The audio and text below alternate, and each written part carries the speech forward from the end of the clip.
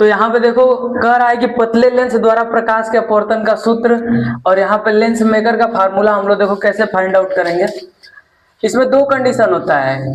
पहला कंडीशन कि जब लेंस के दोनों ओर का माध्यम समान हो, मतलब दोनों तरफ का यहाँ पे क्या है माध्यम हम लोग का सेम है, जैसे इधर और इधर का माध्यम हम लोग देख रहे हैं, तो दोनों ओर का माध्यम विरल है और यहाँ पे बीच में हम लोग का लेंस है।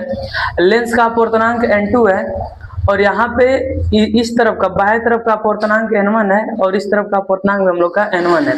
सबसे पहले फिगर को समझ लेते हैं कि इसमें फिगर में क्या हुआ है।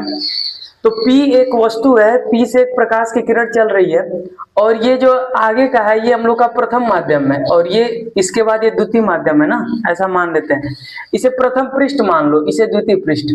तो प्रथम पृष्ठ से जब अपवर्तनांक यहाँ पे इसका अपवर्तन हो रहा है तो इसके बाद से किस पे मिल रहा है जाके P डैश पे, यानी P का इमेज हम लोग का बन गया कहाँ पे P डैश पे। जब P का इमेज P डैश पे बन जाएगा तो वहां अपवर्तन का एक हम लोग फार्मूला पढ़े थे, अपवर्तन का सूत्र।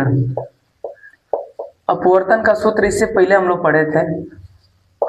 अपवर्तन का सूत्र क्या होता है जी, n2 बटा में v माइनस n1 बटा में u equal to n2 minus n1 बटा में r, यही होता है ना। n2 का मतलब ये होता है कि यहाँ पे जो हम लोग का प्रतिबिंब बना है, प्रतिबिंब और उसके तरफ का अपवर्तनांक माइनस n1 बटा में u, यहाँ पे जो वस्तु है ना वस्तु से जो दूरी होती है ये हम लोग का u हो गया, और n2 माइनस n1 बटा में यहाँ पे r क्या है, वक्रता त्रिज्या है। तो इसी आधार पे हम लोग क्या करेंगे, वस्तु हम लोग की कहाँ पर है, P पर स्थित है और यहाँ पे देखो प्रकाशीय केंद्र से वस्तु की दूरी कितनी है, स्मॉल u है, और यहाँ प्रकाशीय केंद्र से ये हम लोग का प्रतिबिंब है, इसकी दूरी कितनी है, इसकी दूरी को हम लोग मान लेते हैं ऐसा v डैश, इसकी दूरी क्या है v डैश है। तो इसी प्रकार से हम लोग लिख लेंगे प्रथम पृष्ठ के लिए, प्रथम पृष्ठ से अपवर्तन के लिए, अपवर्तन के लिए। तो प्रथम पृष्ठ से अपवर्तन के लिए जब इसी सेम टू सेम फार्मूला हम लोग का यूज होगा, n2 बटा में हो जाएगा v की जगह यहाँ पे हम लोग देखेंगे हम लोग के प्रतिबिंब का दूरी क्या है, v डैश है। देखो P यहाँ पे वस्तु था, वस्तु और यहाँ इसका इमेज बन रहा है P डैश पे अपवर्तन के पश्चात। तो ये जो P डैश है ये हम लोग का इमेज है P के लिए, इसका दूरी O से देख रहे थे क्या माना गया है V डैश। तो n2 बटा में v की जगह हम लोग लिख लेंगे v डैश इक्वल n1 बटा में, सॉरी यहाँ पे माइनस रहेगा, n1 बटा में u की जगह वस्तु की दूरी, और ये हम लोग की वस्तु है, प्रकाशीय केंद्र से वस्तु का दूरी क्या है यहाँ पे u है, तो सेम है तो यहाँ पे u रख लेंगे इक्वल n2 माइनस n1 और बटा में r की जगह देख लो यहाँ पे क्या है हम लोग का r1 है। ये इमेज कहाँ बन रहा है, यहाँ बन रहा है, तो यहाँ पे हम लोग क्या ले लेंगे r1, वक्रता त्रिज्या क्या हो जाएगा r1। इस तरीके से हो गया। अब एक और चीज यहाँ पे हो रहा है, ये जो P1 डैश है, ये P डैश जो है, P डैश अब इधर वाले पृष्ठ के लिए ये क्या करेगा, वस्तु का कार्य करेगा, और इसका जब अपवर्तन हो रहा है तो ये इसका इमेज I पे बन रहा है, यानी कि यहाँ पे हम लोगों का दो बार अपवर्तन हो रहा है। एक बार तो जब P पर वस्तु है तो इसका अपवर्तन हुआ है प्रथम पृष्ठ पे, तो P डैश पे इमेज बना है प्रतिबिंब। अब वापस से जो इमेज बना है P डैश, ये क्या काम करेगा, इधर के पृष्ठ के लिए ये वस्तु का काम करेगा, फिर इसका अपवर्तन होगा तो इसका इमेज कहाँ बनेगा, I पर बनेगा ना। तो P डैश को जब हम लोग वस्तु मान लेंगे तो इस यहाँ पे हम लोग लिख ले रहे हैं, चाहे यहाँ से मैं लिख दे रहा हूँ, इधर इमेज बना है, इससे अपवर्तन के लिए ये हम लोग का फार्मूला निकल के आ गया। अब आगे हम लोग लिखते हैं द्वितीय पृष्ठ से अपवर्तन के लिए, तो यहाँ पे हम लोग निकालेंगे द्वितीय पृष्ठ से अपवर्तन के लिए, अपवर्तन के लिए। तो दूसरे पृष्ठ से अपवर्तन के लिए जब हम लोग देखेंगे तो यहाँ पे एक चीज का ध्यान रखना है अपवर्तनांक का। जब हम लोग यहाँ पे वस्तु P पर थी तो अपवर्तनांक इधर का n1 था, और दूसरे पृष्ठ का अपवर्तनांक हम लोग यहाँ पे प्रथम पृष्ठ का अपवर्तनांक n2 था, तो n1 के रेस्पेक्ट में n2 का यहाँ पे हम लोग अपवर्तन देखे थे, तो इसीलिए यहाँ पे n2 बटा v डैश था और n1 बटा में u था और n2 माइनस n1 बटा में r1 था। अब इधर वाले कंडीशन में क्या हो रहा है कि जब P डैश यहाँ पे क्या करेगा, P डैश अब इस वाले पृष्ठ के लिए, द्वितीय पृष्ठ के लिए ये जो इमेज था अब ये वस्तु का कार्य करेगा और इसका इमेज बनेगा आई पर। तो P डैश जो है, जब P डैश यहाँ पे वस्तु का कार्य करेगा, इससे जो प्रकाश की किरण इससे अपवर्तन के पश्चात आई पर आकर के मिलेगी। तो आई पर मिलेगी तो इमेज हम लोग का कहाँ बन जाएगा, आई पे बन जाएगा।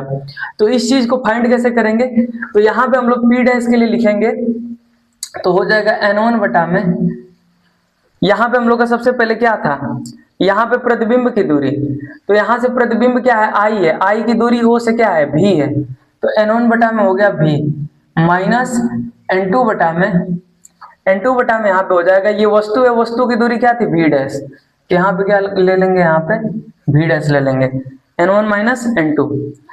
अब इक्वल में हम लोग का हो जाएगा, जब N1 माइनस N2 है तो यहाँ हम लोग का हो जाएगा N1 माइनस N2 बटा में वक्रता त्रिज्या R2, वक्रता त्रिज्या हमेशा अपोजिट वाला लेते हैं, तो यहाँ पे हो गया R2। तो इस तरीके से हम लोग का द्वितीय पृष्ठ से अपवर्तन के लिए यहाँ पे फार्मूला आ गया। एक चीज यहाँ पे ध्यान देना है कि वस्तु जिधर है उधर ही प्रतिबिंब बना है, तो यहाँ पे अपवर्तनांक को हम लोग क्या करेंगे, N1 माइनस N2 कर लेंगे। इस वाले कंडीशन में क्या था कि वस्तु इधर थी बाएं तरफ और दाएं तरफ इसका इमेज बन रहा था P डैश पे, तो इसीलिए यहाँ पे N2 माइनस N1 लिया गया था, यहाँ पे N2 माइनस N1 लिया गया था। और इस वाले कंडीशन में N1 माइनस N2 लिया गया है, क्यों, क्योंकि जिधर वस्तु है उधर ही हम लोग का इमेज बन जा रहा है।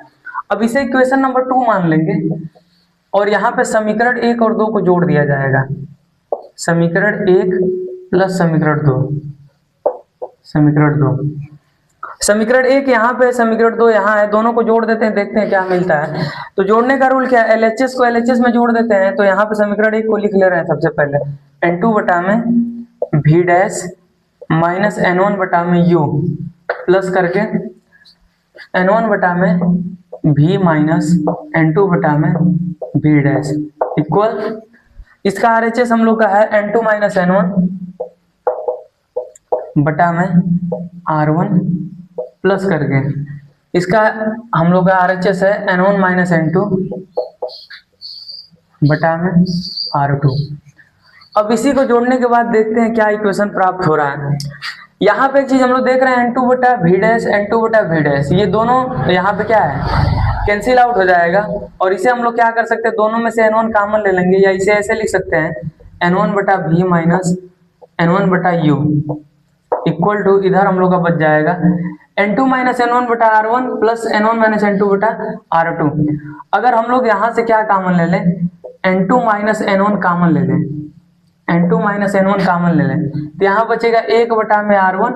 अब ये N1 माइनस N2 है, तो यहाँ जब N2 माइनस N1 कॉमन लिया जाएगा तो ये अपोजिट हो जाएगा, चिन्ह जो है ये प्लस का माइनस हो जाएगा, 1 अपान में R2। अब इसका वापस से मल्टीप्लाई करेंगे इसमें, तो इतना आ जाएगा, जब इसमें मल्टीप्लाई करेंगे तो माइनस माइनस N2 हो गया, ये प्लस N1, तो N1 माइनस N2 पहले जैसा हो जाएगा। तो इस तरीके का इक्वेशन हम लोग को मिल जाएगा। अब इसमें से क्या करेंगे, ऊपर से N1 कॉमन ले लेंगे, N1 कॉमन लेंगे 1 बटा में भी माइनस 1 बटा में U, और इधर हम लोग का क्या है, इसमें से N1 जबरदस्ती कॉमन लो, तो N1 हो गया, N2 बटा क्या हो जाएगा N1 माइनस 1। इसको इतना हम लोग लिख सकते हैं ना। जब हम लोग यहाँ से N1 कॉमन लेंगे, N1 कॉमन का मतलब ये है कि भाग दे दो दोनों में, तो N2 में N1 से भाग देंगे, N1 में N1 से भाग देंगे तो 1 हो जाएगा, और यहाँ पे N1 हम लोग का बाहर आ गया। और ये जैसे इसको ऐसे ही रहने दिया जाए, 1 अपान R1 माइनस 1 अपान R2, ये हो गया। अब यहाँ से हम लोग देख रहे हैं N1 से N1 कैंसिल आउट हो गया, 1 बटा भी माइनस 1 बटा U बराबर N2 बटा N1 माइनस 1, और इधर हम लोग का बच गया 1 अपान R1 माइनस 1 अपान R2। यहाँ तक छाप लीजिए, फिर इसके बाद आगे देखते हैं आगे क्या है हम लोगों का। हम लोग इक्वेशन नंबर 3 मान लेंगे। अब इसके बाद आगे देखते हैं, एक हम लोग को कंडीशन पहले से हम लोग पढ़े हैं कि यदि वस्तु, एक कंडीशन है कि यदि वस्तु अनंत पर हो तो प्रतिबिंब हम लोग का द्वितीय फोकस पर बनता है, तो प्रतिबिंब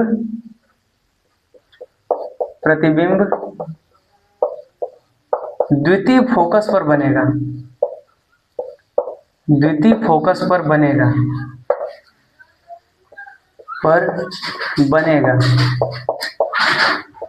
यानी अगर हम लोग वस्तु को अनंत पर रख दें, स्थित कर दें, तो इसका प्रतिबिंब जो है हम लोग का इमेज द्वितीय फोकस मान लीजिए स्मॉल f पर बन रहा है, बनेगा। अब इस कंडीशन में हम लोग का जो है यहाँ पे इक्वेशन नंबर 3 जो है इसमें ये वैल्यू पुट कर देंगे तो 1 अपान हो जाएगा, यहाँ पे हम लोग लिख लेंगे समीकरण 3 से, समीकरण 3 से। तो यहाँ पे 1 अपान v की जगह हम लोग क्या रख लेंगे, f माइनस 1 अपान u की जगह पे देख लीजिए यहाँ पे क्या रख देंगे, अनंत, equal to n2 upon n1 minus 1, और इधर हम लोग का 1 अपान r1 माइनस 1 अपान r2। एक और स्टेप हम लोग को लेना है यहाँ से, इसके बाद फाइनल हम लोग का यहाँ पे आ जाएगा लेंस मेकर का फार्मूला। इसे मैं इरेज कर दे रहा हूँ। तो लेंस मेकर का फार्मूला जो एग्जाम में बहुत ज्यादा इंपॉर्टेंट है, बहुत बार पूछा गया है, तो इसे जो है कि ध्यान से समझ लेना है। यहाँ पे 1 upon F minus 1 upon infinite, यहाँ पे इसे हम लोग क्या लिख सकते हैं, 1 upon f equal to 1 upon infinite को तो हम लोग 0 लिख सकते थे, इसे छोड़ देंगे और इधर हो जाएगा n2 बटा में n1 माइनस 1, और यहाँ पे 1 अपान r1 माइनस 1 अपान r2। n2 बटा n1 को हम लोग क्या लिख सकते हैं, n2 बटा n1 को हम लोग लिख सकते हैं 1 n2, जो यहाँ पे वैल्यू n का ऊपर है उसे हम लोग पीछे लिखते हैं और जो यहाँ पे नीचे उसको आगे लिखते हैं। इसका मतलब ये है कि n2 का अपवर्तनांक n1 के सापेक्ष, इसका ये है अर्थ। तो यहाँ पे n2 बटा n1 को हम लोग 1 n2 लिख सकते हैं, या फिर इसी को हम लोग n लिख सकते हैं। n यहाँ पे क्या है, निरपेक्ष अपवर्तनांक है, n यहाँ पे निरपेक्ष अपवर्तनांक है, अपवर्तनांक, निरपेक्ष अपवर्तनांक है। तो 1 n2 को हम लोग n भी लिख सकते हैं। तो इस तरीके से इस इक्वेशन को हम लोग लिख सकते हैं 1 अपान f इक्वल टू n2 बटा n1 को हम लोग लिख सकते हैं 1 n2 माइनस 1, और इधर हम लोग आ जाएगा 1 अपान r1 माइनस 1 अपान r2। ये या तो फिर इसे हम लोग और अच्छे से करके लिख सकते हैं 1 अपान f इक्वल टू 1 n2 को लिख सकते हैं n माइनस 1, और यहाँ पे हो जाएगा 1 अपान r1 माइनस 1 अपान r2।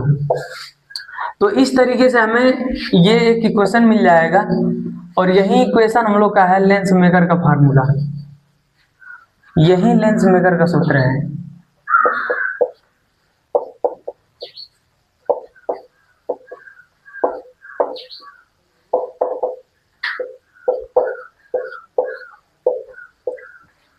तो इस तरीके से हम लोग यहाँ पे लेंस मेकर का फार्मूला फाइंड आउट कर लिए। वीडियो पसंद आया है तो लाइक कर दीजिए और चैनल को सब्सक्राइब कर दीजिए, और अगर कोई डाउट हो तो कमेंट में पुट कर दीजिए। Thank you.